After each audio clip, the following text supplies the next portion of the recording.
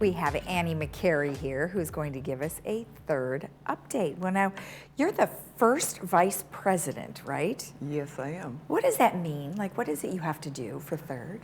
In addition to serving on the different committees, part of my responsibility is to be available to step in whenever the president is not available. Oh, I see. That's a big responsibility. Yes, and I've had several opportunities to do that. Oh, have you really? Yes. Okay. Well, you know, it's a lot to take on. It's a big group, and Yes. I'm glad you're here to give us an update today. So today we're going to be talking about the resolutions that were passed. Yes. Good, and there's quite a few. There were quite a few that we discussed, several that were passed, and there are some additional ones that are going to go on 28-day notice. And we put them on 28-day notice so that the residents have an opportunity to read the resolutions. And if they have any concerns or complaints, then they can bring those concerns to the board meeting and express those concerns before the board actually vote on whether or not to adopt the resolution. Oh, okay. Now, is that normally the case? Yes, it is. It's Okay. normally. And the reason we have resolutions is not everything is covered in the governing documents. We're an older community and things change over time, and we may not have something in the documents that says that we have to do this. So oftentimes the boards will make resolutions to satisfy or to correct a problem. Okay. All right, great. So let's start off with a stepping stone resolution. Is that literally a stepping stone? It is. It's funny. It really is a stepping stone. And this resolution changes the approval process for stepping stones. Oftentimes residents, and this basically has to do with landscaping, want to do some revamping of their landscape, and they put a lot of beautiful stuff out in the common areas or in their areas, and oftentimes it involves stones, and sometimes the stones can be problematic. They can be problematic for walking, they can be problematic for the landscaping people. So what we have done is streamline the process so that landscape has more authority over the stepping stone process. Okay. And so what this resolution does is it changes the approval process from requiring a general variance application to allowing landscape to oversee the approval process. Oh, okay. And members just have to apply for a landscape variance and provide the landscape department with a request and a detailed description, or as detailed as they can, in terms of how they want the work to look and the scope of the work. Okay. And then the other thing is the stones should be concrete. They must feature a non-slip or non-skid surface and must have a minimum diameter of 12 inches with spacing no more than 8 inches. I see. Yeah, you know, that's actually fairly normal, I think, I remember when we had done some landscaping in our own yard, you know, they have specifics that you really do need to follow, like you said, for safety reasons as well. Exactly, and sometimes, oftentimes, or there have been cases when we've gotten new residents in who have done some really, really beautiful landscaping, and they may not be aware of the protocol and the policy, so landscaping has, on occasions, had to go out and make some modifications. Okay. And so now this new resolution that we've passed streamlines that process, so it's doesn't have to go from one department to another. Landscape is taking sole responsibility for it. Oh, that's great. That's good. Like you said, one less person to worry about. That's good. And then a lease authorization renewal policy. Yes, we have a lot of our manors are leased. And a lot of our owners live out of state, and so when it's time to renew the lease, oftentimes the owners are out of state, and so what the resale department does is before the lease is up 60 days, they send a memorandum to the owner that's saying your lease is going to be up in 60 days. And what in the past, there's been a whole packet of information just full of forms and stuff to fill out. And what the board has sought to do is streamline that process so that members that are in good standing don't have any violations of any sort, have not been causing any ruckus within the community, we have an abbreviated authorization renewal packet that Okay. we are offering for them so that it streamlines the process well. Okay. Like I said, any tenant in good standing, if you don't have any late payments or any delinquencies, you do qualify for this abbreviated packet.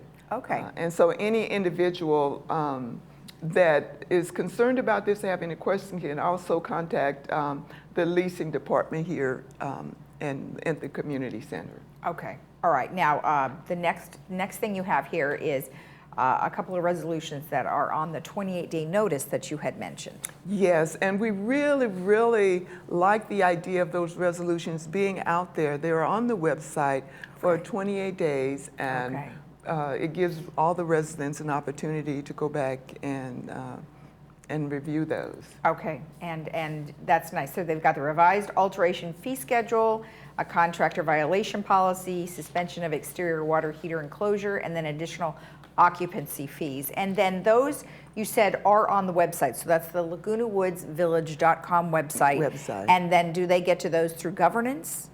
Yes. Okay. Yes. All and right. And then Third Mutual and documents. Excellent. And Okay, they good. do that.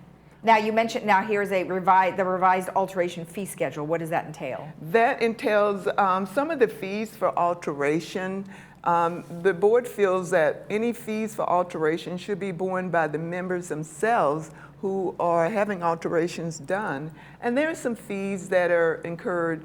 The mutual charges fees, and also the city charges some fees. And so the revised alterations fee, as you can see on the, residents can see, there are some changes in the fees. Right. And so any questions can be, you can always call Manor Alterations for more information. And again, it's on 28-day notice. Right. So this is just an evaluation for them? Yeah. Okay. And actually these fees are actually in line with the alterations cost with the fees being charged. Okay.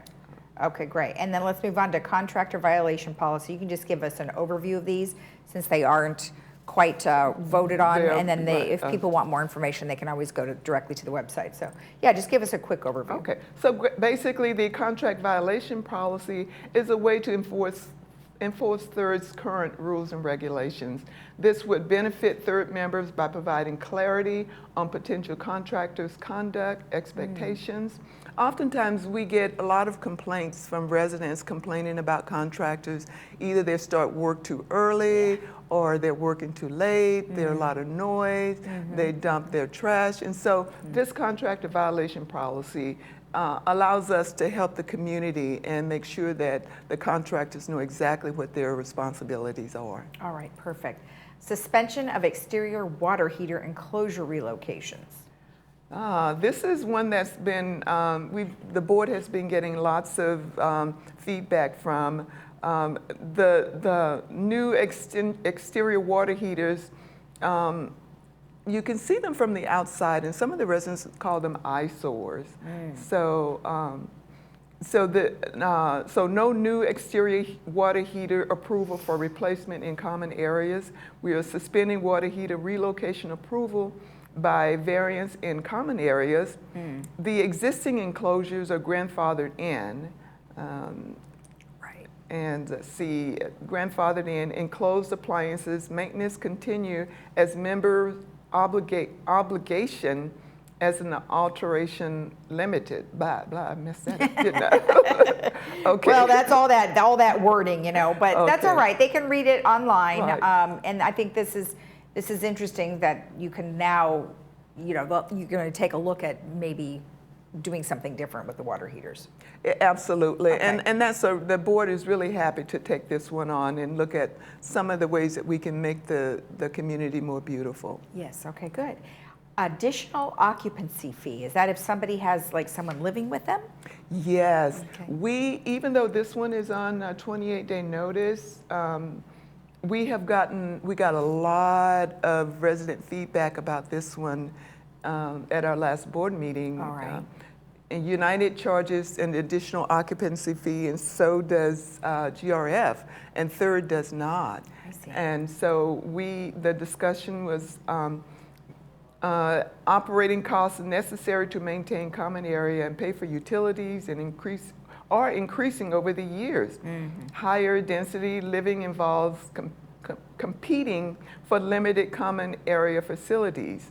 Some of the additional occupancy utilize a lot of the resources like the water, the facilities, and we recognize the fact that an additional fee might cause some hardship to some, but the majority of the residents have voiced their approval to increase the occupancy fee for anyone over 2 people living in a household. Over 2 people? Over 2 people living in a household. Okay, all right, perfect. And the proposed charge is $50 per month for each occupant, more than 2 residing in a manor. Okay, all right, and that of course is on the block there for the 28-day notice. It's on the and so 28-day notice. They can take a look at that on the website as well. Absolutely. All right, and they can always give their feedback if needed, correct? Absolutely, Okay. and the time to give the feedback is at the next board meeting when the board will actually be voting on these resolutions. Okay, and that is for agenda for March 15th, March, right? yes. Okay, all right, perfect. Well, thank you so much. I appreciate you going over all of this for us, and we'll see you again next time. Well, thank you, and I appreciate the opportunity. The board works really hard, and we do everything that we can to increase transparency, to communicate as much as we possibly can. So we want our residents to know everything that's going on and the resources that are available that they can get additional information. Perfect, thank you. Thank you. And if you want more information about all of the things that we've discussed, to include the 28-day resolutions, you can always go to lagunawoodsvillage.com under Governance and Third Mutual. We'll be right back.